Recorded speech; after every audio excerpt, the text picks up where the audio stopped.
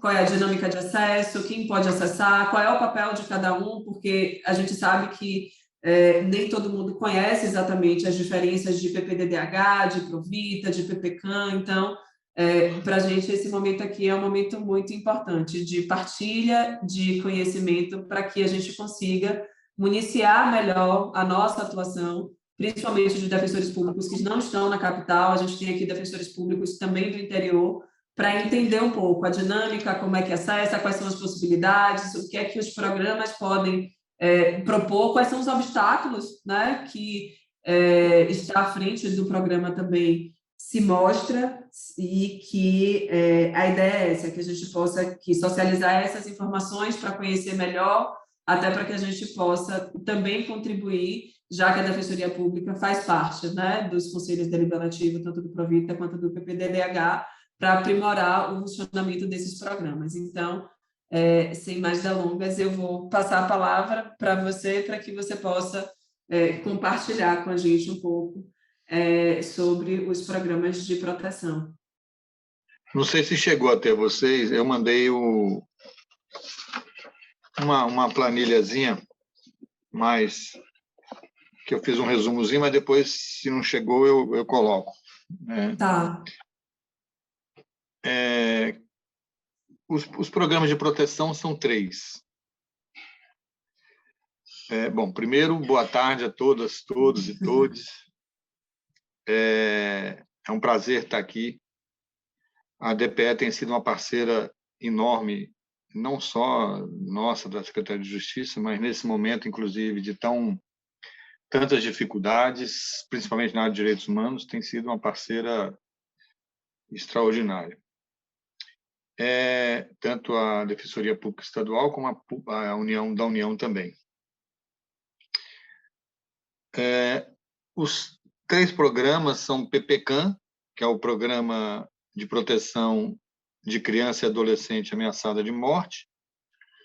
O PPCAM, para estar no programa, é exatamente isso, que está ameaçada de morte, testemunho ou não de processo. E aí nós temos diversos aspectos que depois eu vou entrar, quais são as ameaças mais frequentes, enfim. O Provita é um programa de proteção a vítimas e testemunhas de violência. Então, um pré-requisito para entrar nesse programa tem que estar atuando como testemunha em algum processo, né, e está sendo ameaçada.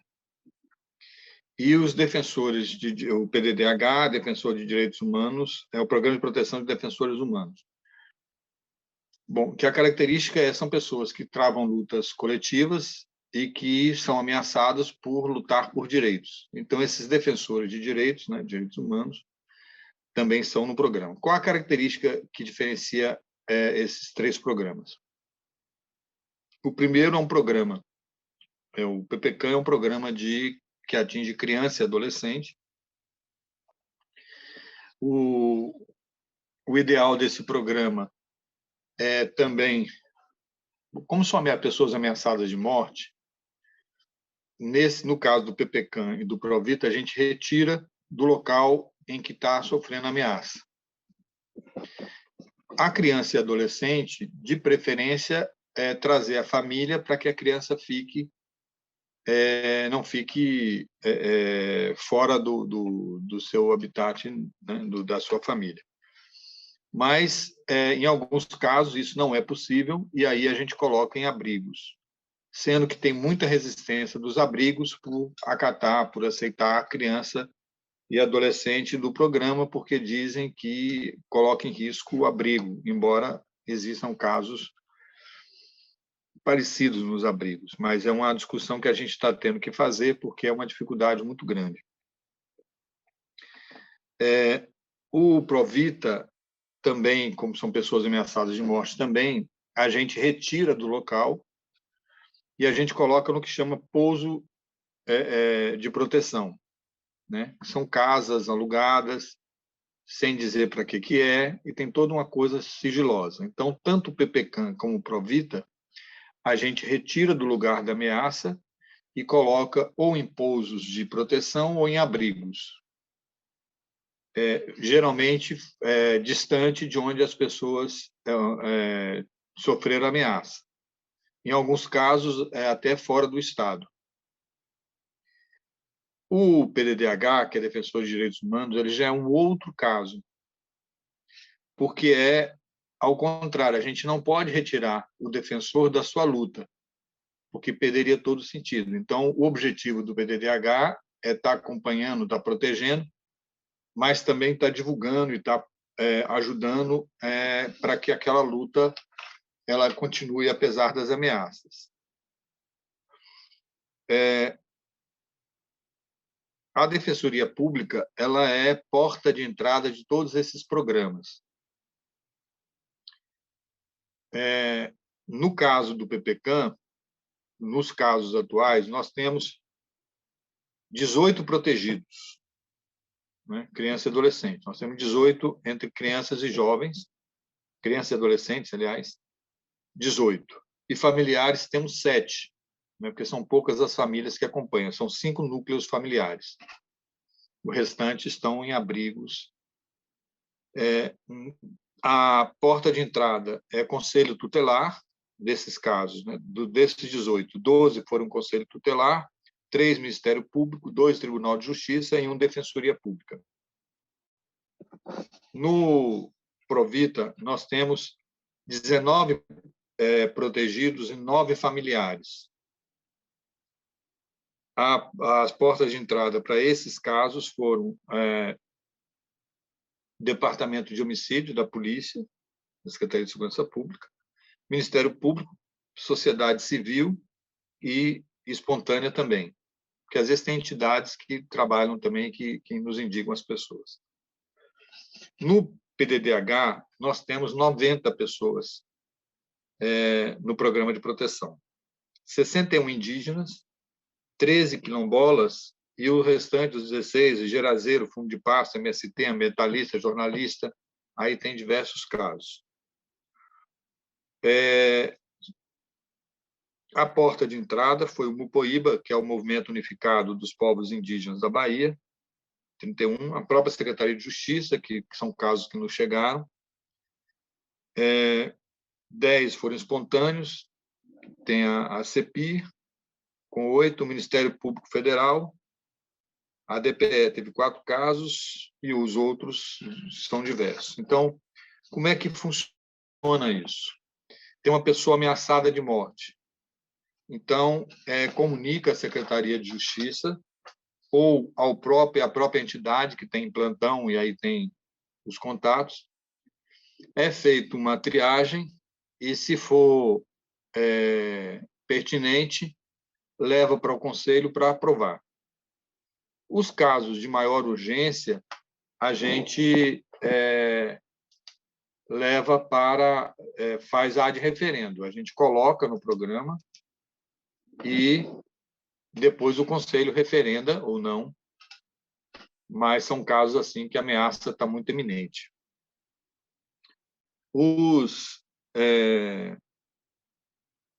Se tiver alguma dúvida, podem ir perguntando para... né? No caso do PPCAM, são 11 protegidos, são 7 familiares, que dão, e o PDDH são 90, o Provita, ao todo 19. A etnia, no caso do PDDH, são 61 indígenas. Negros e pardos, 29. E branco, nenhum. No caso do PPCAM, são negros e pardos 14 e branco 1. Provita, 8 negros e pardos, né? E 1 branco. Então, dá para a gente ver o corte étnico também nos programas de proteção. 72% são indígenas, 26% negros e pardos, 2% brancos.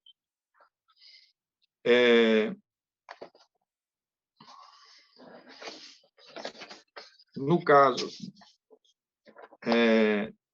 os ameaçadores no PPCAM, a maior parte é tráfico, tem a família da vítima, que tem 2 casos.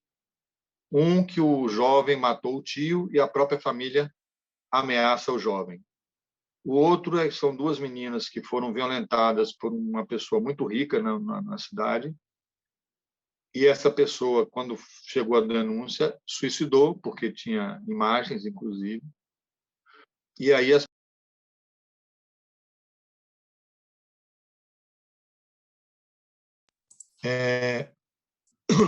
então são casos de familiares da vítima. Quer dizer, Desligou, considerando. Johnny.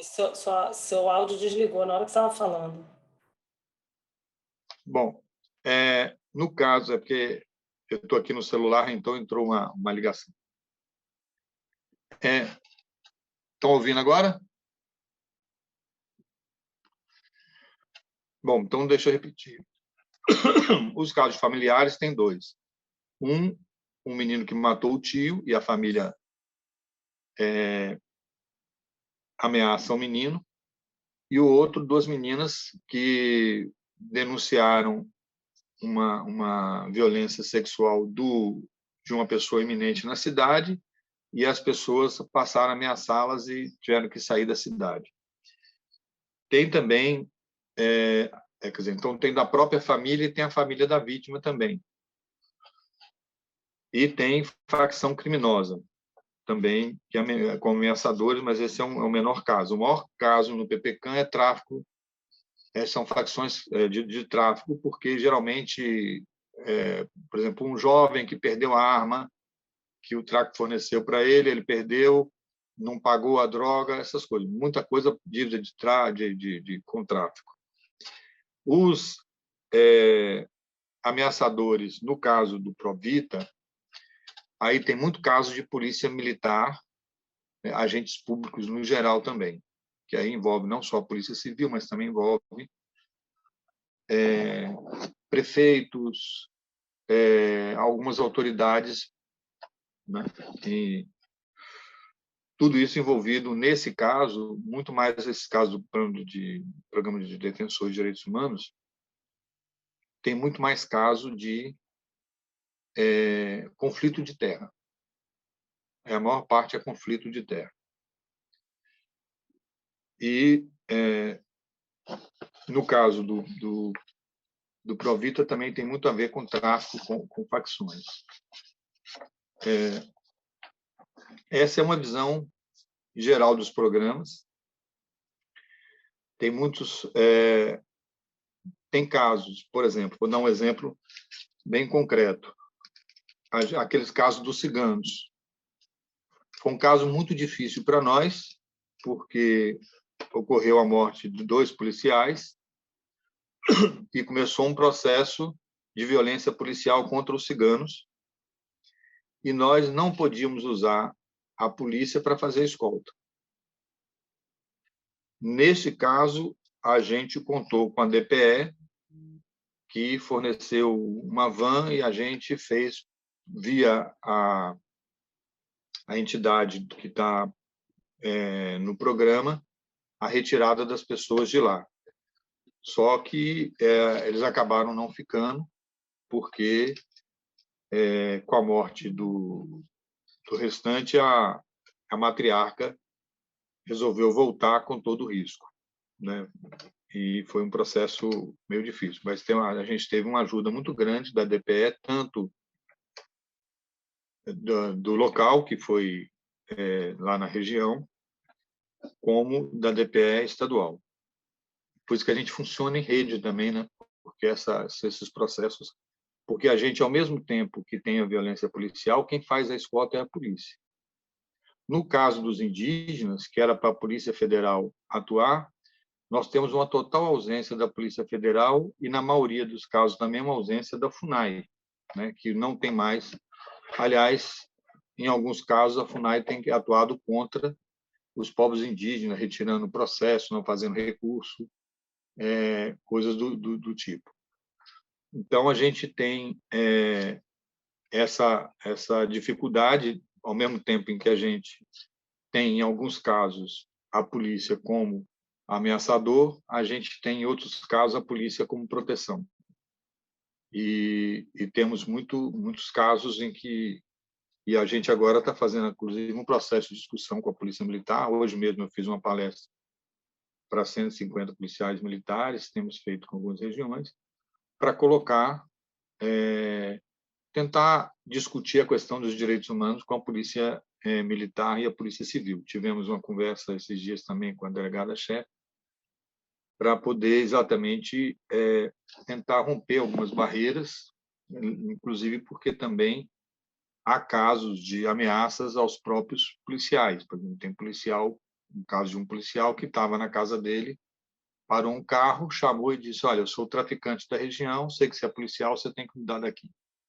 Então, são realidades extremamente complicadas por conta dessa chamada guerra ao tráfico, em que ninguém vence, aliás, todo mundo acaba perdendo, e a gente não consegue uma estabilidade para que haja uma segurança do ponto de vista de segurança pública. Então, esses são mais ou menos os problemas mais gerais, e a gente tem um recurso federal, um recurso estadual que mantém os programas, portanto, também a gente tem algum tipo de limitação. Temos alguns problemas, porque principalmente os jovens e adolescentes têm dificuldade de ficar na rede, ficar na proteção, por conta da idade, das coisas mesmo. Então, muitas vezes evadem e existem alguns riscos nesse sentido. Então, eu não sei se era essa a expectativa, só um quadro geral. Janice, Mas eu tenho algumas perguntas, por exemplo. Quais são o Provita, ele tira do local de ameaça, do local do fato, né? A gente tem uma crítica assim muito grande por parte das pessoas no sentido dessa quebra de vínculo, né? De você tirar do seu local de pertencimento e você colocar num outro pouso que não é um pouso que seja de conhecimento, e aí tem a questão do próprio vínculo de trabalho. O que é que o Provita, quando tira essa pessoa que está ameaçada do pouso, quais são as medidas possíveis no caso do Provita, por exemplo? Porque tem algumas medidas que eu sei que o programa disponibiliza, né, para esses protegidos. olha, a preocupação nossa agora, porque tinha uma discussão de que assim, o nosso programa é exitoso porque ninguém morreu. Ninguém morreu uma coisa básica se é um programa de proteção. Mas o programa de proteção não pode ser um lugar para você esconder pessoas. Uma coisa de você... O programa tem que ser um programa que acolhe as pessoas e que dê condições para que futuramente elas saiam do programa e voltem a assumir a vida delas. O programa tem que ser uma coisa temporária. E não pode ser um temporário que simplesmente tira a pessoa e depois joga de volta. Então, no PPCAM, por exemplo, são crianças e adolescentes, tem que continuar estudando. No caso realmente uma dificuldade muito grande, porque as pessoas perdem todos os vínculos familiares e afetivos, né? Inclusive. Então, é um processo muito doloroso para as pessoas. Tem que ser feito exatamente no caso extremo.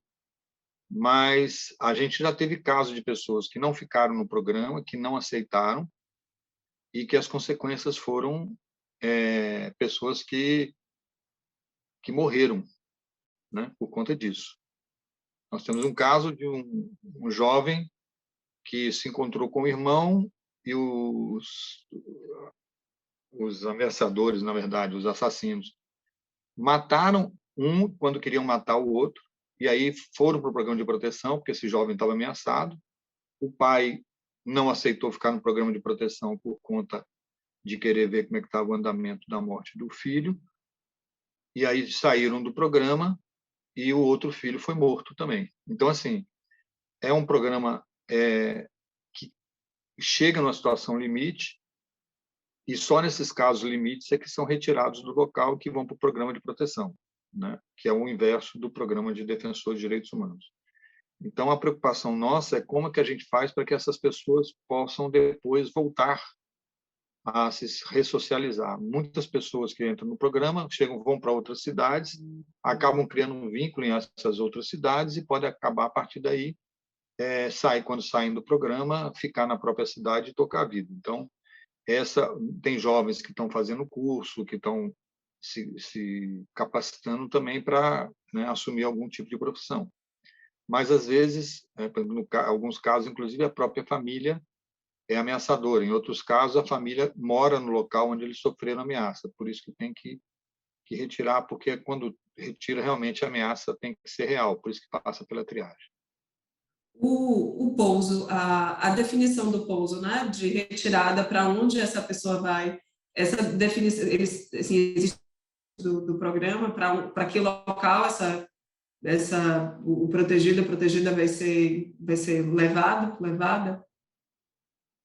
O critério é aonde a ameaça não chegue. Por isso que, em alguns casos, sai do Estado. Tem pessoas que já passaram por mais de um Estado. Pessoas que denunciam, por exemplo, facções criminosas, elas, às vezes, têm que sair trocar de mais de um Estado. Então, o critério é se afastar ao máximo para que tenha segurança. Agora, sempre que possível, a gente faz também reuniões familiares, algum tipo de contato, às vezes por telefone, coisa do tipo assim.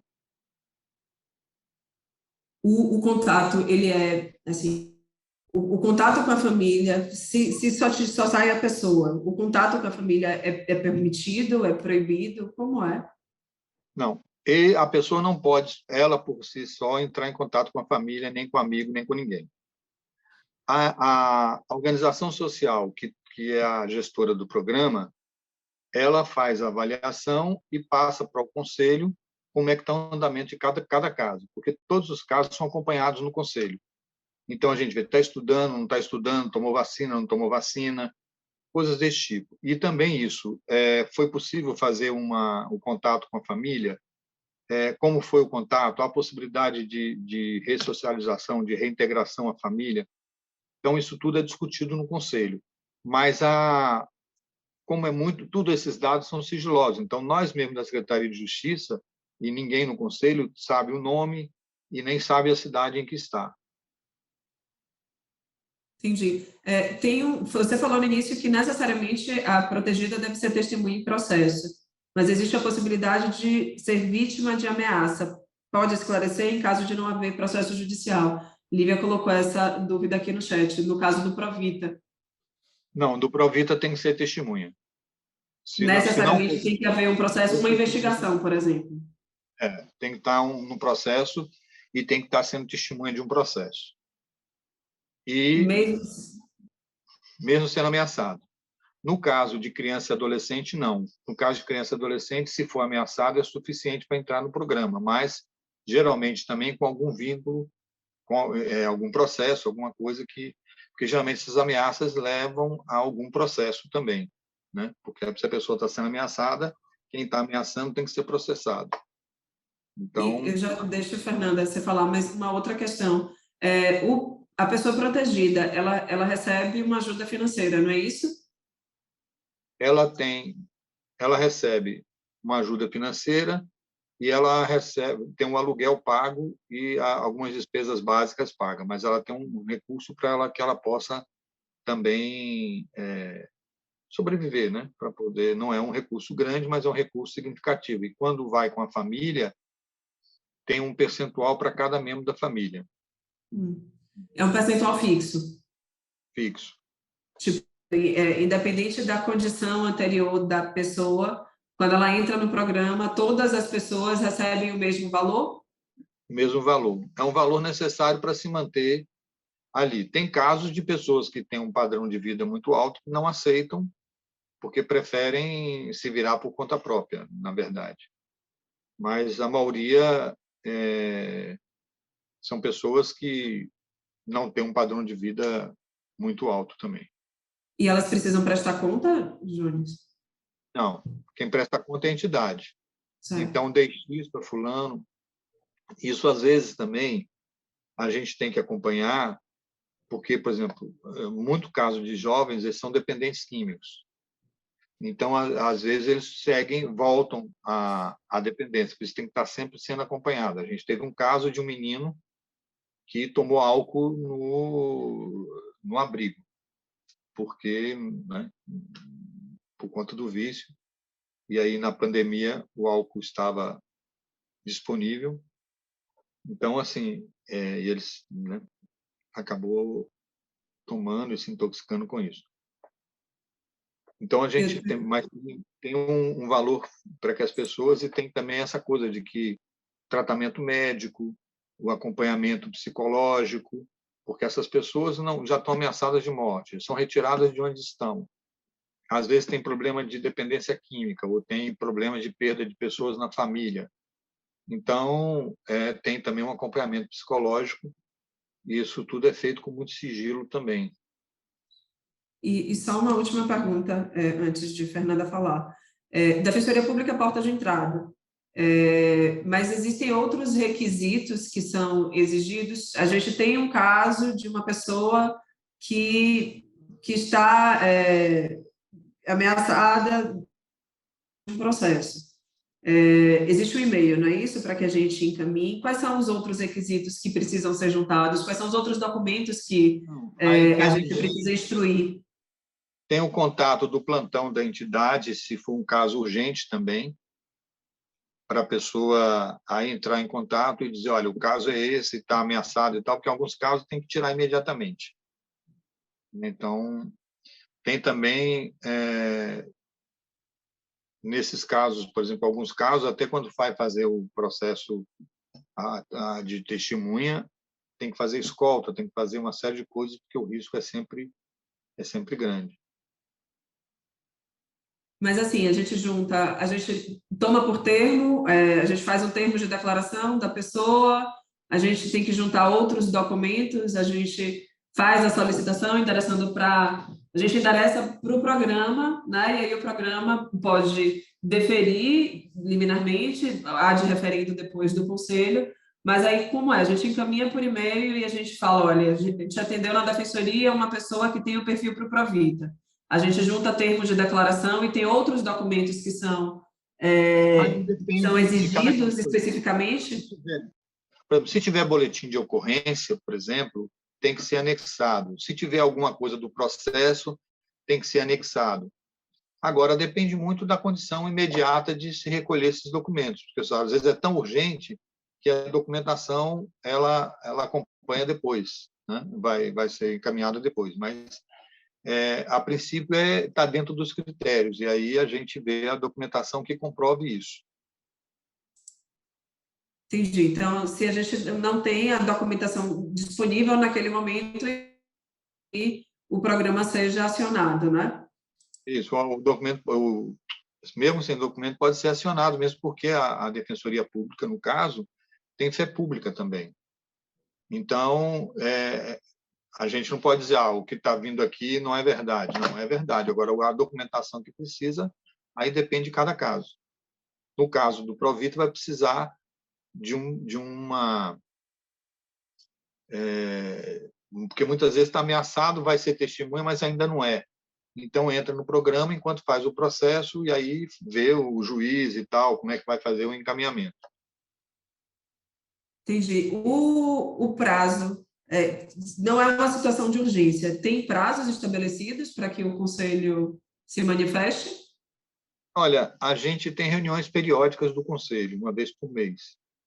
Então, o caso chegando, vai para o Conselho e o Conselho delibera. No caso que há de referendo, assim que chega um caso emergencial, já faz logo e na primeira reunião que tiver vai ser referendado. Então, é um prazo que nunca extrapola um mês. Entendi. Lívia, está com a mão levantada? Oi, gente, boa tarde. Na verdade, eu ia falar exatamente isso. Eu queria que Jones fosse mais para os colegas que estão aqui. Os colegas querem poder acionar o programa. Como eles fazem, né? Eu coloquei aqui os telefones e aí o que eles têm que fazer? Colher a declaração, isso tudo que a Eva acabou perguntando. E uma outra coisa que eu queria pedir a Jones é que ele falasse um pouquinho sobre o CONDEL também, sobre o Conselho deliberativo, você acabou aqui mencionando. Mas, por exemplo, eu sei que a gente já encaminhou alguns casos e que foram negadas, né, a proteção, enfim, se isso é sempre discussão do CONDEL. A Defensoria, só para explicar aqui, a Defensoria não fazia parte do CONDEL, né, do Provita, até pouquíssimo tempo. Aí, recentemente, passou a integrar. Aí eu queria entender um pouquinho melhor isso, viu, Jonas? Na verdade, cada programa tem um conselho. E são os conselhos que deliberam pela entrada ou não das pessoas. Pela urgência, nós temos a autorização de colocar de referendo.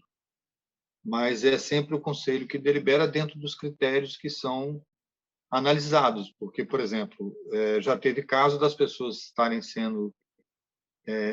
no programa, mas não considerar ameaça suficiente, por exemplo, para ser um programa de proteção de defensores de direitos humanos. Então, é uma avaliação do Conselho.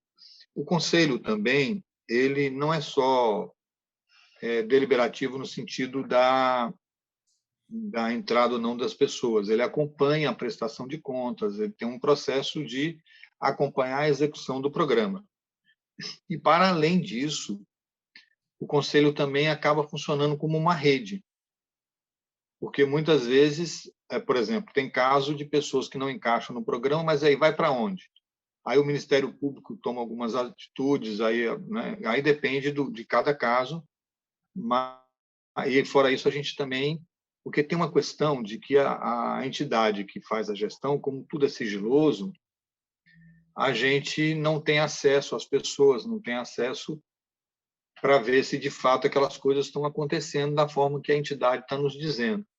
Então, o Conselho também pode fazer visitas e pode fazer algum tipo de acompanhamento, o Ministério Público, Defensoria, principalmente. A Secretaria de Justiça não, mas a Defensoria e o Ministério Público podem ser acionados pelo próprio Conselho, até por alguma questão própria, de ver em loco como é que estão. Claro que isso também são casos, mas é uma coisa que eu, inclusive, estou querendo que a gente acione mais no Conselho. Porque toda vez que troca a entidade, a gente fica sabendo de uma série de problemas. Então, não dá para ficar sabendo só na troca de entidade. Então, eu acho que tanto a Defensoria como o Ministério Público, pelo próprio papel que tem na sociedade, poderiam estar fazendo algumas amostragens, alguns acompanhamentos de alguns casos mais graves. Só para ter uma ideia dessa angústia da gente, foi no Provita, duas meninas essas que foram ameaçadas porque uma pessoa da alta sociedade da cidade suicidou por conta da denúncia delas. A entidade anterior dizia que o pai agenciava as meninas, que ele era responsável. Já a entidade atual diz que o pai cuida das meninas, que não é isso. Então, assim, a gente precisa de um outro olhar que não seja só da entidade, né, para que a gente possa ter mais confiabilidade no que está sendo passado. Tem uma pergunta aqui, inclusive da colega Jones, Iana, que participou lá daquele caso do cigano. Ela pergunta, no caso de retirada do programa, se o deslocamento da testemunha para a origem também é responsabilidade do programa. O retorno, né, do protegido, da protegida. Todo esse processo porque, na verdade, é o seguinte, se vai retornar é porque a ameaça cessou, ou porque as pessoas foram presas, ou por algum outro motivo, mas a ameaça cessou. Então, o retorno é feito pelo programa. Se não pode retornar, né, mesmo que tenha concluído o processo, a gente faz um processo de desmame do programa, no sentido de que o que as pessoas podem fazer para ganhar dinheiro, para poder sobreviver e tal, e faz um processo para que aquelas pessoas possam. Geralmente, a ideia, até para que não chame a atenção, quando as pessoas estão em determinado lugar, é que elas comecem a ter alguma atividade econômica também, que aí serve tanto para resguardar as pessoas, para não criar nenhum tipo de estranhamento da vizinhança, mas também para que ela já possa estar se preparando para retomar, além de ser uma coisa saudável para que a pessoa não fique só naquela vida clandestina, porque, na verdade, é isso que acontece. Tem uma outra pergunta aqui sobre os critérios, se estão definidos os critérios para aceitar, né? Para entender que aquela pessoa, de fato, se enquadra para o programa. Se esses critérios estão definidos em algum documento oficial ou se a apreciação pelo conselho é feita de forma livre. É uma dúvida da colega Vanessa Nunes. Não, tem os critérios, que foram esses critérios que eu coloquei, e também tem o sentimento, a análise do próprio conselho, para cada caso, né? Porque os casos são muito variáveis, né? Assim, não tem uma coisa para estabelecer. Então, o que a gente faz é um processo de discussão também, assim, em cima dos critérios. Então, é uma criança e adolescente ameaçada de morte? No caso, a melhor opção é tirar do convívio da família, e a partir daí qual a situação? Então, por exemplo, a menina que foi violentada pelo pai e pelo irmão. A mãe tem todo interesse de cuidar, mas ela convive com o pai e com o outro filho. Então, não tem condições dela ficar nessa situação. Aí precisa de ir para um outro local. Se a mãe se retirasse também, aí seria o caso de colocar num pouso a mãe e a filha. Então, essas coisas que são discutidas e ver qual o melhor encaminhamento. Entendi. É porque não tem assim, olha, os requisitos para ser considerado são, é porque como os casos, eu tô aqui. Como os casos são múltiplos, não dá para reduzir em critérios objetivos, né? Eu acho que é um pouco isso, de a gente conseguir objetivar a tal ponto de dizer, ó, fez um checklist e está dentro, porque as possibilidades de situações de ameaça são infinitas, são múltiplas, né? Ela também pergunta sobre a forma de seleção das entidades.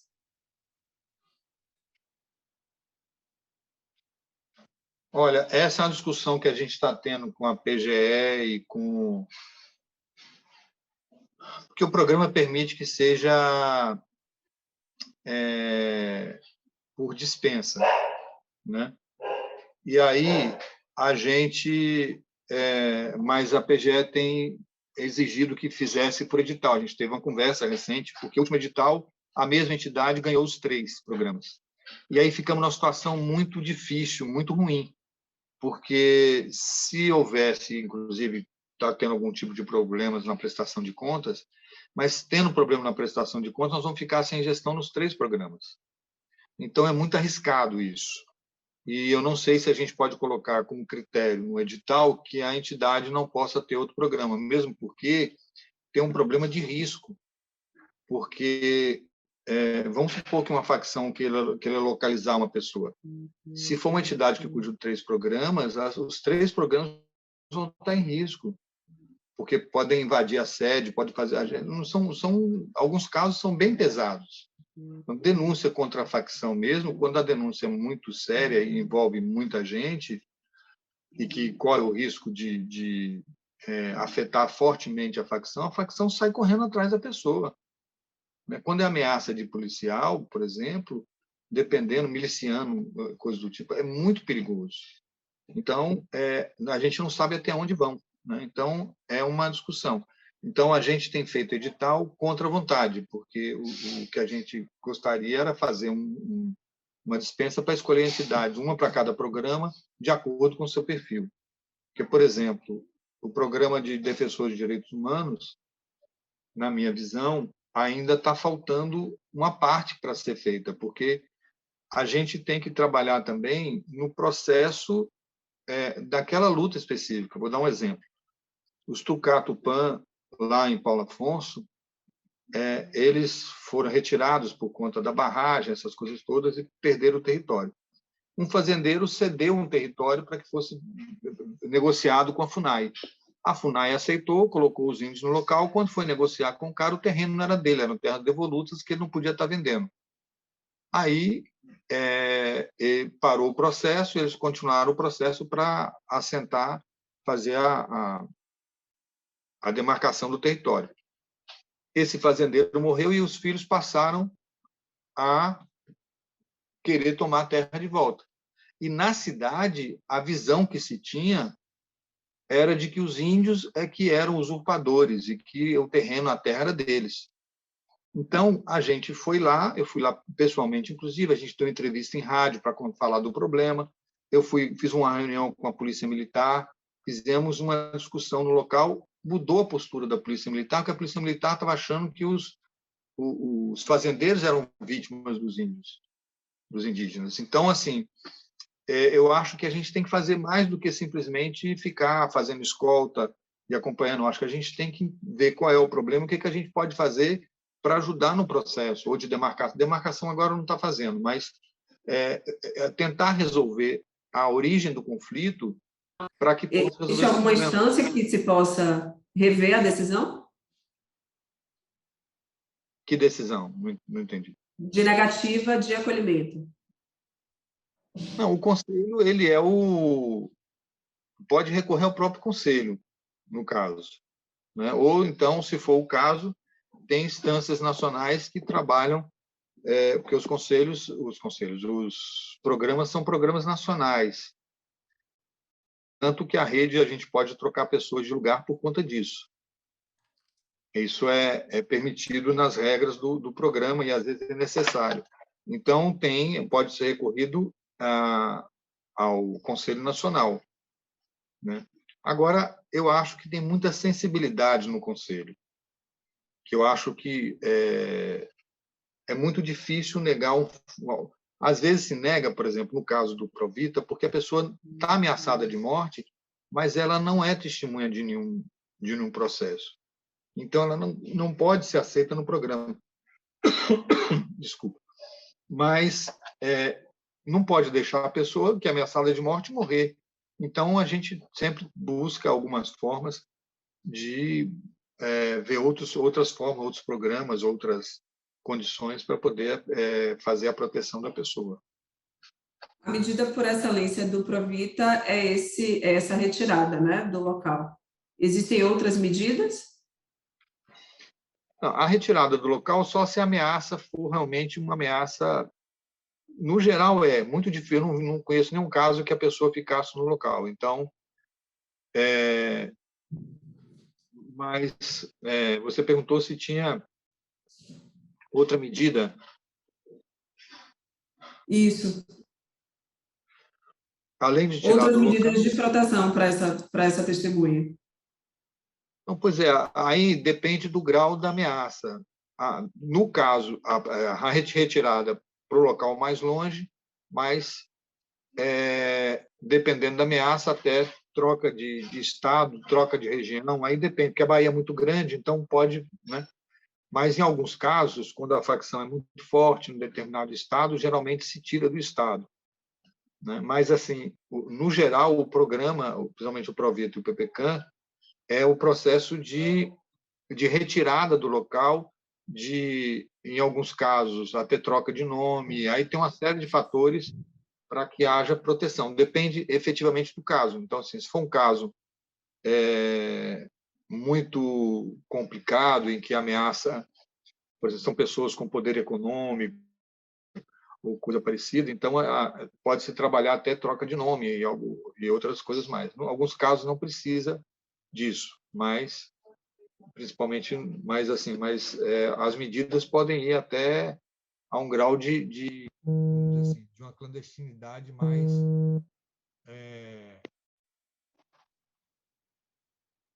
Estão ouvindo que entrou?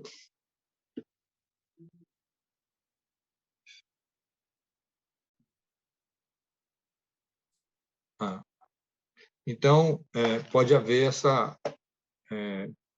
uma série de... A outra coisa também é que, até nesse sentido, às vezes tem que trocar o nome para poder ir no médico, para poder fazer todo o procedimento para que a pessoa não fique exposta, né? O procedimento, assim, a gente por tem exemplo... que contar com SSP. Sim, é isso que eu ia falar. Então, assim, recentemente a gente foi até acionado para um pedido de apoio. Aliás, é uma grande contradição da Secretaria, né? Porque nós precisamos da Secretaria de Segurança Pública o tempo todo para ajudar no programa, na escolta, enfim. Sim. Em alguns casos, a própria proteção mesmo, mas, assim, ao mesmo tempo, a gente denuncia a polícia, em alguns casos. Então, fica muito meio esquizofrênico um pouco essa história, mas é o fato, né? A mão que afaga é a mesma que apedreja. A própria polícia que protege também tem policiais que ameaçam. Sim. A colega Luciana coloca aqui, então, na verdade, sempre vale a pena encaminhar o E caso também que tem um consideramos... processo que é importante a gente ver, é que geralmente são pessoas que têm uma série de problemas, né? Quando são envolvidos com tráfico, quando são envolvidos com outras questões. Só para dar um exemplo, teve um caso há muitos anos atrás, eu nem estava na Secretaria de Justiça, era ouvidor do Estado, em que o cara reclamou, a mulher estava no programa de proteção porque ela denunciou o pai do filho dela, o cara tinha um escritório de advocacia, era sargento da polícia. Aí ela denunciou que ele era ligado ao tráfico. E aí ela foi para o programa de proteção. E ele começou a exigir que queria ver a filha. E aí era um direito dele ver a filha. Por outro lado, ele não queria ver a filha, ele queria matar a mulher.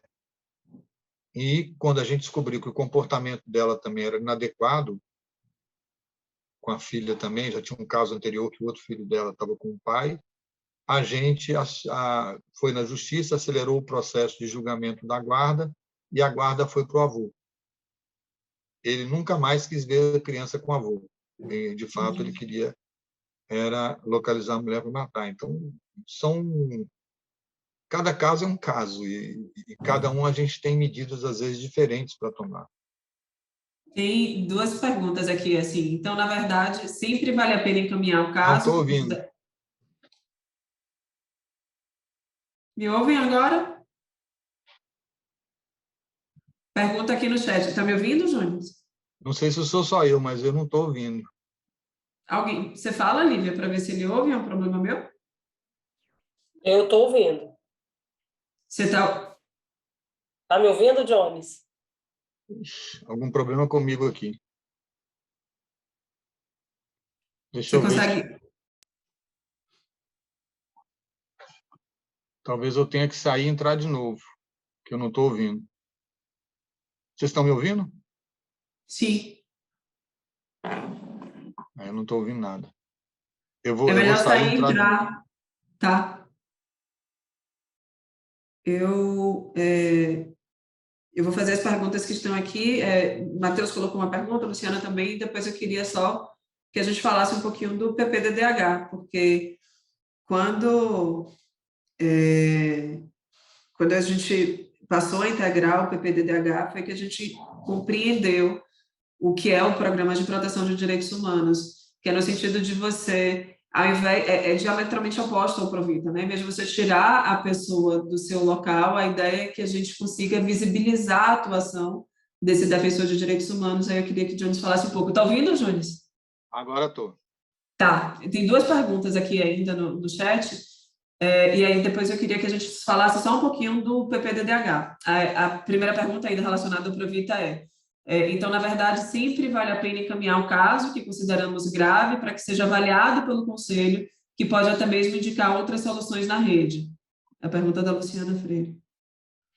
Porque como o conselho tem uma rede de entidades, tem a Secretaria de Segurança Pública, tem a Defensoria Pública, tem o Ministério Público, tem a Secretaria de Saúde, tem a Secretaria de Justiça, pode-se buscar outros caminhos, né?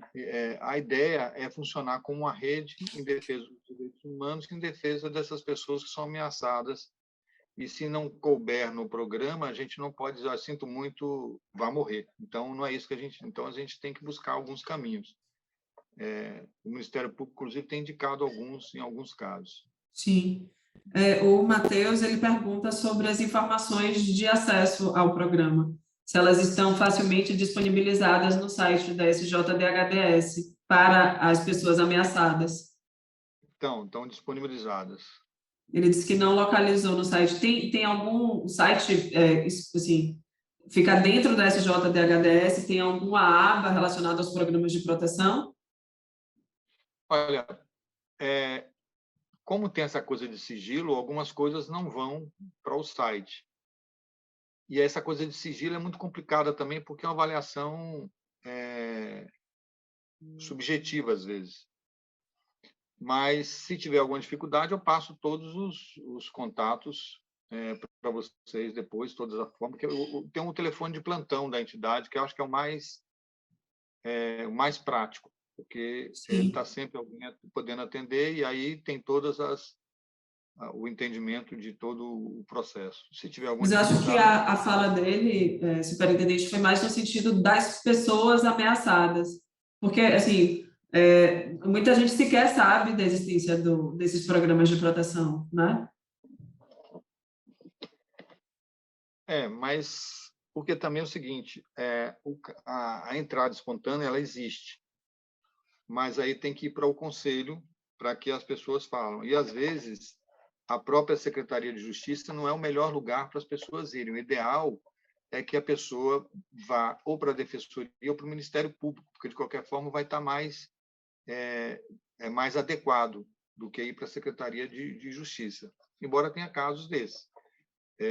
E também, assim, a gente tem que tomar muito cuidado. Teve um caso de uma pessoa que disse que estava denunciando facção ameaçada de morte, e, na verdade, ele queria entrar no programa e ficar um tempo no programa às custas do programa. Foi um caso aí que deu bastante trabalho para a gente.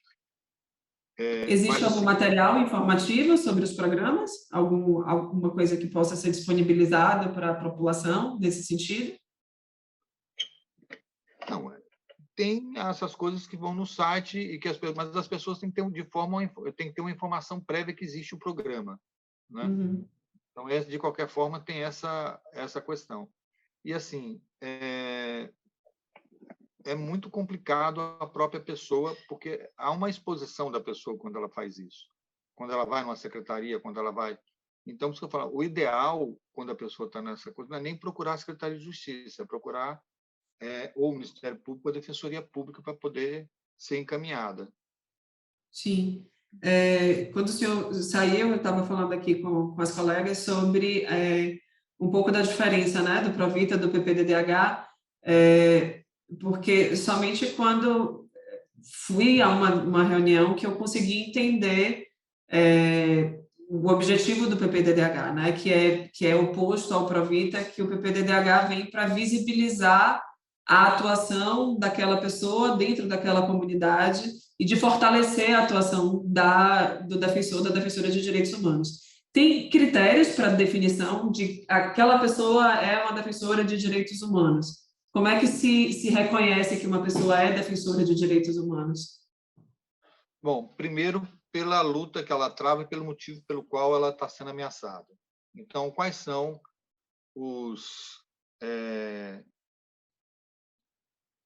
por exemplo, na área de defensores de direitos humanos, a maioria são indígenas, por conta dos conflitos de terra. Mas tem uma quantidade grande também de quilombolas. E as ameaças são as mais diversas, mas a grande questão é que, no caso do defensor de direitos humanos, tem também ambientalista, tem pessoas que denunciaram corrupção.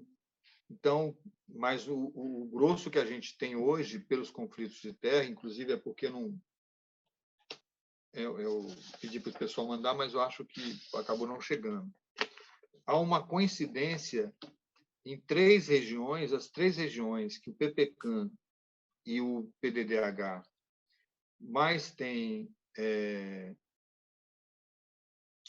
pessoas têm protegidos, é o litoral sul, a região metropolitana e o extremo sul, que coincide o PPCAM e o PDDH. O Provita a gente não conseguiu isso, porque eu pedi para a entidade me mandar o relatório com a região de origem, não a cidade, mas a região, para que eu pudesse colocar, e a entidade diz que por sigilo não pode fazer, a gente vai ter que discutir isso no Conselho. Então, a gente... mas o cachorro latiu aqui, acabei me atrapalhando um pouco. Mas, assim, é importante a gente até identificar as regiões, porque para a gente perceber quais são os conflitos. Então, o que acontece? Na região sul, extremo sul, que a terra vale muito, também são regiões turísticas que têm muita questão de tráfico de drogas. Então, nesse caso, ameaças de um lado e de outro por conta disso. Inclusive, às vezes se misturam, porque alguns traficantes querem ocupar parte do território indígena para poder também fazer tráfico. E, às vezes, acabam conseguindo cooptar alguns indígenas e tal. Então, há um problema sério, muito sério nesse sentido, mas é para a gente entender o mapa da violência. Uhum. Então, assim, o litoral da Bahia, mas principalmente o extremo sul e o sul, a região metropolitana, são regiões extremamente envolvidas com esses processos e, consequentemente, nós temos mais gente. Agora, voltando a falar do Programa de Defensores de Direitos Humanos, a exposição é mais importante do que qualquer outra coisa, mesmo porque é um processo de criminalização dos defensores de direitos humanos. São raros os defensores que não têm um processo na justiça, porque o fazendeiro que quer tomar a terra acusa o índio e vai lá e faz a ocorrência, e muitas vezes a polícia não aceita a ocorrência dos indígenas, a ocorrência dos quilombolas. Por exemplo, os quilombolas do Rio dos Macacos é uma luta contra a Marinha. A Marinha se recusa a deixar, ele quer colocar um muro em que complica toda a situação da comunidade. A gente pediu que eles mostrassem, eles disseram que o muro não afetava, a gente então mostra o muro para a comunidade, até hoje não mostraram. Então, Sim. a gente tem tido essa dificuldade. Então, assim, um dos grandes ameaçadores no direitos humanos, são os fazendeiros, mas há uma quantidade grande em que o grande problema é com a Marinha. A Marinha e especuladores, aí tem outras coisas que envolvidas também, né? Mas então o programa de defensores a gente tem que trabalhar. É por isso que eu acho que uma das coisas mais importantes para a gente trabalhar no programa de defensores de direitos humanos é encontrar qual é o problema, qual é a causa e qual é o mote daquela luta, para ver se a gente pode ajudar a intervir nisso, né? E mais do que isso também, a gente, na região, trabalhar a imagem do defensor de direitos humanos, que às vezes para vocês terem uma ideia de como é feita a criminalização, o delegado lá da região de Buerarema, ele recebeu uma ligação da delegacia e o cara disse: o cacique Babau está assaltando alguns lugares agora. E ele disse: é impossível, eu estou aqui com o cacique Babau. Ele estava conversando com o cacique Babau e as pessoas denunciando o cacique Babau por estar fazendo, porque é uma coisa orquestrada para poder fazer com que a imagem do defensor seja desgastada, para que a luta dele não seja reconhecida pela sociedade e, portanto, a ação dos ameaçadores não seja mal vista e, pelo contrário, tenha apoio. Então, temos o caso, por exemplo, lá da região da Cacica Cátia, em Eunápolis, que eles venderam a farinha para os comerciantes da cidade e os comerciantes e o fazendeiro denunciou como sendo uma coisa roubada. Aí a polícia prendeu a mercadoria e prendeu o comerciante. Depois se esclareceu, soltou o comerciante, mas ninguém mais quer comprar nada dos indígenas, porque tem medo da denúncia de ser preso e coisa parecida. Ele perdeu a mercadoria, coisas desse tipo assim. Então, há um processo em que é preciso que a gente vá na região, que a gente fale, que a gente dialogue e tudo mais. Então, não é um processo fácil, mesmo porque envolve, às vezes, grandes figuras da cidade. No caso lá do cacique Babau, tem uma briga do prefeito com o território indígena, e lá é interessante porque a briga não é só pela disputa de terra, porque os indígenas, quando é época de produção, de colheita, eles não conseguem colher tudo só os indígenas, então eles contratam, mas a visão deles é que é 1/3 para a reprodução da plantação, 1/3 para os tupinambás e 1/3 para quem está colhendo. Então, o valor que os tupinambás pagam para a colheita é imensamente superior ao que os fazendeiros pagam. Então, isso, para os fazendeiros, vai inflacionar o trabalho na região. Então, eles têm ódio por conta disso também. Então, assim, são muitos os fatores que levam a esse processo e alguns a gente, quando vai, dialoga, conversa, muitas vezes algumas pessoas passam a entender melhor. Então, esse é um papel que a gente tem de encampar, porque se é uma luta por defesa de direitos humanos, a sociedade e os órgãos públicos têm que encampar esse processo, têm que ajudar, têm que apoiar, porque esse apoio é que vai fazer com que diminua ou acabe a Você ameaça. pega aqui, Amora? Não, minha filha saiu. Eu tenho uma dúvida, assim, o senhor trouxe questões de casos que são bem emblemáticos, né? Mas, por exemplo, uma pessoa, ela não tem, assim, ela não tem um tempo para que ela seja considerada defensora de direitos humanos, ou ela tem um caso específico naquela comunidade que ela despontou como uma pessoa, como uma liderança importante, e essa pessoa ela está apta a fazer parte do programa, mesmo que não seja uma pessoa com uma trajetória reconhecida de direitos humanos, entende? Mesmo que não seja, por exemplo, tem casos de jornalistas que são ameaçados, por exemplo. Eles podem fazer parte do programa. Os recursos do programa, diferentemente do PPCAM e do PPDH, não é para abrigo. Então, portanto, que grande parte da despesa do PPCAM e do Provita não tem no PDDH. O que tem de estrutural, às vezes, é colocar câmara. Nós colocamos em territórios indígenas, colocamos câmeras nos quilombolas para poder ter um controle do território para quando entram pessoas ameaçando. Mas o critério é um critério, por exemplo, nós temos um caso que a gente teve que tirar da região, que era uma pessoa ambientalista que denunciou os crimes do prefeito e a situação foi ficando muito difícil e não tinha como a gente reverter a situação, tirou ele durante um tempo para depois ele voltar, porque de imediato as ameaças estavam muito fortes. Mas, assim, a partir do momento que a gente tirou, esvaziou a luta concreta que ele estava fazendo. Esse é o problema. Então, no caso dos povos indígenas, no quilombola, é impossível fazer isso. Pode até acontecer num caso isolado. E que a gente, quando tira, você tira a motivação da luta, você tira a razão do processo. E você esvazia, portanto, acaba facilitando o ameaçador. O que o ameaçador quer é que ele saia da região. Sim. Então, só se for um caso assim, o cara vai morrer, então vamos tirar e depois ver o que a gente faz para poder retornar e coisas do tipo assim.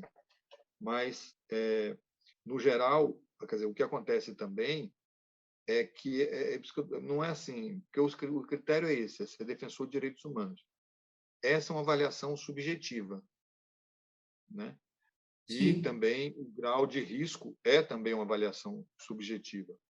Então, depende muito da sensibilidade do programa, do conselho, e também da capacidade, né, de se entender o problema concreto e qual é o melhor caminho, né, qual é a solução para aquela questão. Então, por exemplo, quando teve um período que começou a ter muita ameaça aos indígenas, o próprio movimento unificado dos povos indígenas da Bahia, o Mupoíba, ele começou a demandar a colocar as pessoas num programa de proteção. Em alguns casos, eles mesmos pediram para que a pessoa saísse, porque a pessoa saiu do território, porque a pessoa... Tem caso no quilombola também que a pessoa saiu do território, então perdeu o sentido de continuar no programa, mas saiu por questões próprias, por interesses próprios, né? Então, porque é um processo muito longo de violação de direitos, né? Sim. Nós tínhamos 300 e sabe quantas etnias, hoje, né, a gente não tem metade disso. Na Bahia tem 30. Então, Sim. eram 3 milhões de indígenas, agora tem 800 mil. Então, não só o tanto que morreu, mas o tanto que não nasceu. Sim. Então, é um processo muito violento e muito estrutural. Agora mesmo a gente teve libertamos uma trabalhadora doméstica, que até apareceu na televisão, quando a moça pegou a mão de uma negra e tal. Lá. E quando foi lá na secretaria, que a gente foi conversar, a menina disse, vou te levar no cinema. Eu no cinema não posso ir. As pessoas vão ficar olhando porque eu sou negra. Então, assim, é uma violência tão grande, tão cultural, que algumas pessoas nem autoestima têm mais. E, assim, a sociedade compra isso, por mais absurdo que seja. Então, assim, é muito complicado, porque muitas vezes as pessoas acham que a gente teria que, na verdade, em alguns casos, a gente teria que colocar a tribo inteira como defensor de direitos humanos, porque a sobrevivência deles é muito difícil e a ameaça todos eles são ameaçados, né? Então, é muito, muito complicado. Por outro lado, também, embora tenha violência policial, em alguns casos tem ajuda, porque agora, como a gente não tem mais ajuda da Polícia Federal, é muito mais difícil, a gente está tendo que contar com a Polícia Militar e a Polícia Civil. Então, isso também tem revertido um pouco a imagem de lado a lado, né? Na verdade. Deixa eu te perguntar uma outra coisa. O senhor falou da questão das câmeras, né? Eu sei que lá no Rio dos Macacos, por exemplo, tem as câmeras, né? Aliás, no Quilombo Rio dos Macacos tem alguns defensores, né, de direitos humanos, não é só uma única liderança, eu sei que tem mais de uma liderança. Mas quais são as outras medidas de visibilização, né, para visibilizar? Como é que o programa pode apoiar a atuação? Visibilizar esse trabalho. Visibiliza como? Como é a forma de visibilizar o trabalho? Olha, a visibilização, ela ocorre a partir do momento em que a gente promove algumas atividades. Mas agora, atualmente, a tentativa maior, que eu acho que assim recentemente a gente avançou e parecia que ia avançar e depois recuou, era tentar discutir com a Marinha a questão do muro. Então, a Sim. gente foi provocado pelo Ministério Público Federal, a gente foi lá, conversou, eles tentaram marcar uma reunião e a Marinha protelou e acabou não fazendo. Então, assim, eu acho que a principal questão hoje é a gente tentar, e talvez isso, depois dessa tentativa, a gente tem que fazer uma discussão mais voltada para isso no próprio Conselho, para ver se a gente faz uma forma da Marinha necessariamente ter que colocar o que ela quer, porque ninguém está dizendo a Marinha está proibida de fazer o muro. Agora, ela não pode fazer um muro de forma que destrua uma comunidade. E ela disse que isso não acontece, então por que não mostra? Então, assim, é um problema muito sério. E, assim, o comandante-geral da Marinha, que fica na Cidade Baixa, ele tem até uma certa sensibilidade, mas o comandante lá, que fica no Rio dos Macacos, ele é extremamente intolerante com os quilombolas. E a dificuldade, a gente tem tentado colocar água, tem tentado colocar alguns serviços públicos lá, mas Sim. nem a Embasa nem a SERB conseguem acessar porque o local de acesso é impossível. E a Marinha não permite que determinadas coisas passem por dentro da Marinha. Então, é uma coisa absurda. É uma violência muito grande e que, na atual circunstância do país, a Marinha se sente fortalecida a ficar cada vez mais endurecida em relação a isso. Deixa eu só contextualizar, porque não sei se todos os colegas sabem, o Quilombo Rio dos Macacos é um quilombo que fica localizado fronteiriço, mas no município de Simões Filho, mas fica dentro da área de Marinha.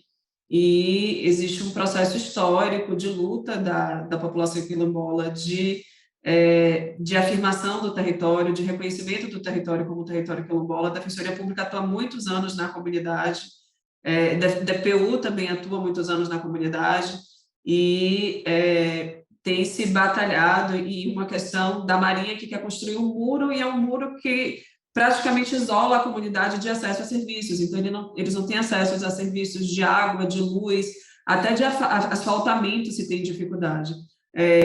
A gente tem notícias de casos, por exemplo, de que a SAMU foi proibida de entrar, porque para você entrar na comunidade, necessariamente você tem que passar pela portaria da Marinha, e uma pessoa da comunidade estava passando mal, eles não permitiram a entrada da SAMU, essa pessoa foi conduzida num carrinho de mão, o acesso lá é muito difícil, e a pessoa morreu porque não se autorizou a entrada da SAMU. Então, é um caso assim, super delicado que a gente vem tentando trabalhar, contribuir e buscar mesmo essa interlocução para que os serviços cheguem na comunidade, porque existe essa dificuldade extrema por parte da Marinha nesse sentido, para que os serviços cheguem na comunidade. E aí tem várias lideranças que estão lá. Foi feita a colocação de câmeras, né, na comunidade, em lugares estratégicos, isso faz parte de uma das ações do programa do PPDDH. Tem umas que são dentro das casas, umas que são fora, eles conseguem monitorar. Depois a gente teve notícia de que uma dessas câmeras foram desligadas, enfim, a gente teve recentemente a morte de uma outra pessoa lá, que a gente também não conseguiu identificar exatamente as circunstâncias da morte dessa pessoa, e é um caso que vem sendo acompanhado, né, Jones, a longo período, não só pela DPU, pela DPE, pela SJDH e agora também pelo Programa de Proteção. O Matheus ele colocou aqui dizendo que ele conseguiu localizar as informações no site pelo campo pesquisar, mas ele disse que não apareceu a Defensoria Pública como porta de entrada. Depois a gente pode dar uma olhada nisso para ver se consegue retificar, né, a informação para que a Defensoria Pública conte como porta de entrada. Eu não sei se as pessoas querem colocar alguma outra coisa, tem alguma outra dúvida. Eu acho que eu já explorei bastante o superintendente, já fiz bastante perguntas aqui, não quero cansá-lo mais, mas eu vou finalizar, né? Sei que já estamos. Tem uma mensagem aqui, tá. Já eu acho que foi muito bom, né? Essas informações são informações que são muito importantes para a gente, que não são informações que a gente tenha fácil acesso. Compreendo a necessidade de que essas informações não estejam tão abertas assim, mas acho que a gente pode dialogar, superintendente, no sentido de socializar mesmo algumas informações para que a população saiba, né, da existência. A gente se depara com muitas situações de pessoas que ainda não conhecem, por exemplo, a atuação da Defensoria. E é um trabalho que a gente vem fazendo mesmo, de educação em direitos, para que conheçam a Defensoria, saibam quais as nossas possibilidades de atuação.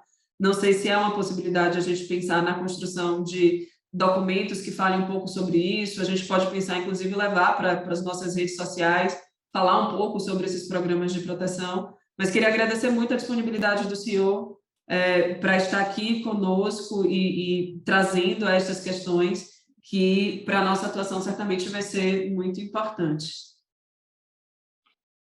Olha, se eu falar uma coisa, eu acho que nós estamos vivendo um momento nesse país que é muito importante a Defensoria Pública.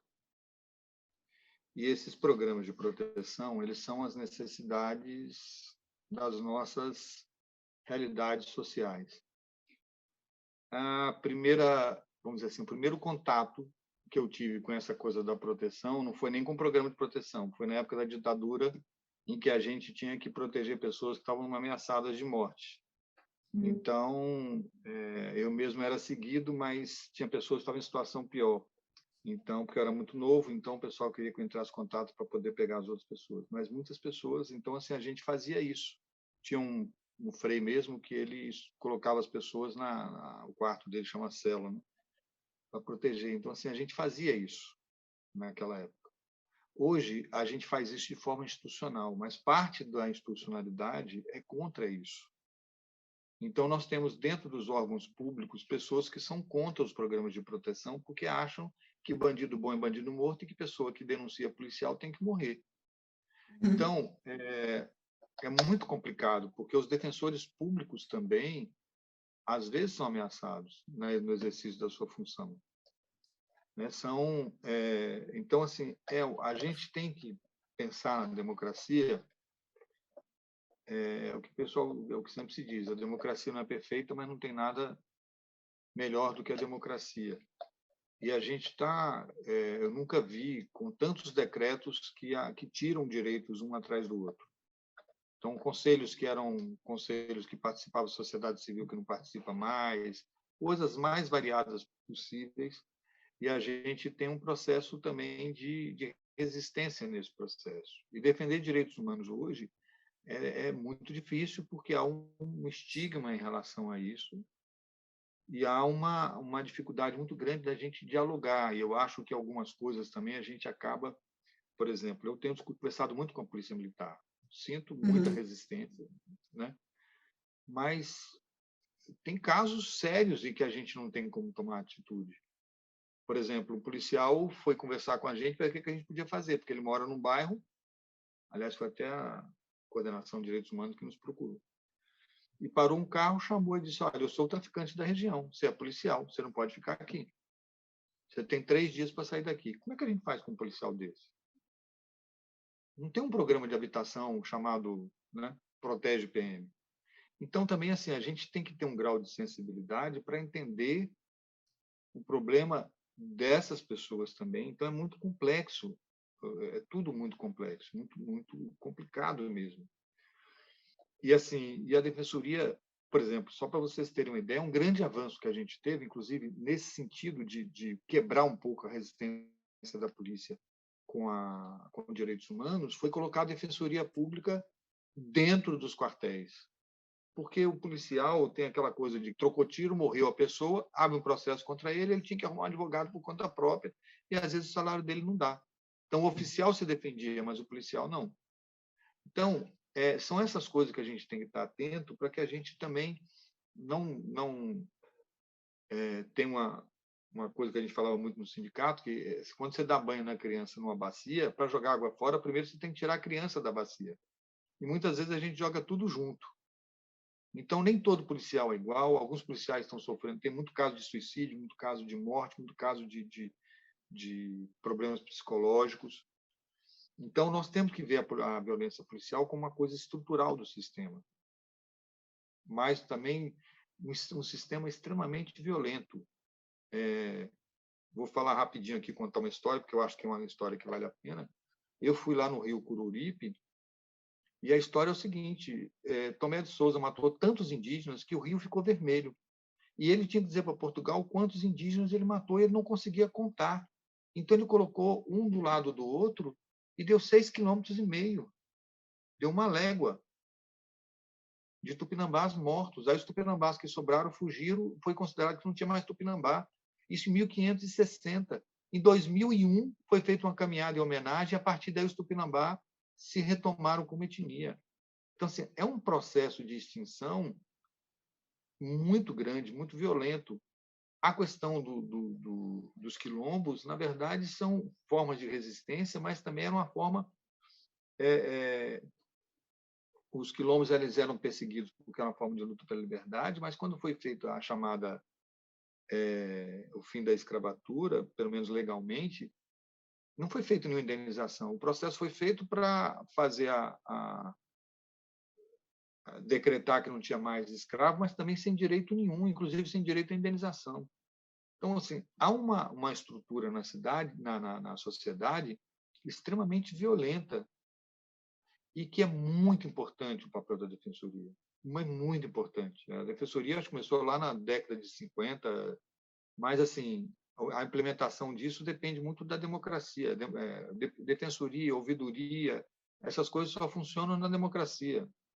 Então, quando a democracia é abalada, é colocada em risco, também são colocados em risco o trabalho de vocês. Então, é muito importante. A gente trabalha em rede. Eva, Lívia, sabem muito bem o tanto que a gente enche a paciência de vocês para pedir ajuda, porque a gente está no mesmo barco, está em posições diferentes, mas no mesmo barco. Então, cada um dos defensores que está aqui pode saber que a gente pode procurar para pedir alguma coisa, porque é muito difícil a situação, mas a gente tem que acreditar e tem que lutar para poder reverter essa situação, né? Então, e uma das formas de reverter é via Defensoria Pública, porque é que garante os direitos que estão sendo aviltados. Então, quero dar parabéns para vocês. Toda vez que vocês tiverem a paciência de me ouvir, eu venho, e estou sempre à disposição, porque eu quero sempre estar utilizando também as defensorias públicas.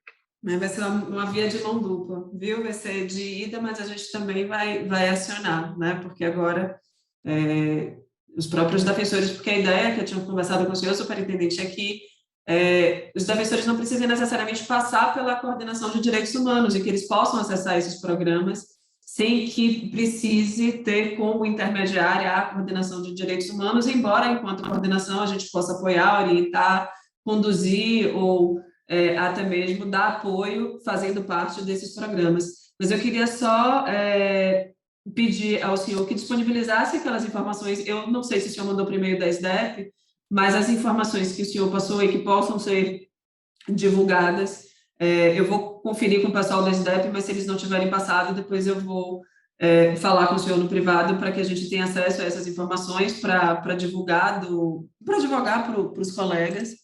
Deixa eu ver o que está colocando aqui. O colega falou que precisa atualizar as informações do site. Eu acho que a gente pode oficiar depois, Lívia, né? Só para não perder isso, pedindo, inclusive, que seja colocada a informação que a Defensoria Pública também é porta de entrada. Mas eu acho que é isso. Agradecer mais uma vez, né, sua disponibilidade de estar aqui conosco, que tenho certeza que, para quem teve a oportunidade de ouvir, foram informações muito importantes, viu?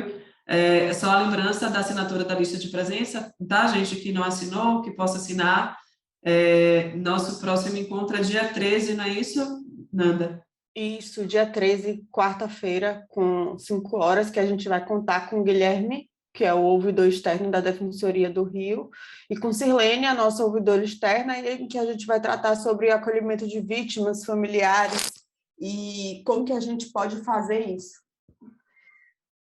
Como assinar a lista de presença, Manuela, a lista foi colocada aqui no chat. Eu vou pedir para a nossa assessoria colocar novamente a lista. Você assina pelo link que for colocado aqui no chat. Pronto, foi colocado. Então, gente, obrigada, viu? Bom descanso para vocês, bom fim de semana. Se vocês tiverem ficado com alguma dúvida, pode acionar a gente aqui, a gente repassa para o superintendente, eu tenho certeza que ele vai se disponibilizar a passar todas as informações que, porventura, a gente não tenha conseguido trazer por aqui, tá bom? Superintendente, muito obrigada, viu? Bom descanso, bom fim de semana. Bom fim de semana para vocês também. Tchau, tchau, gente.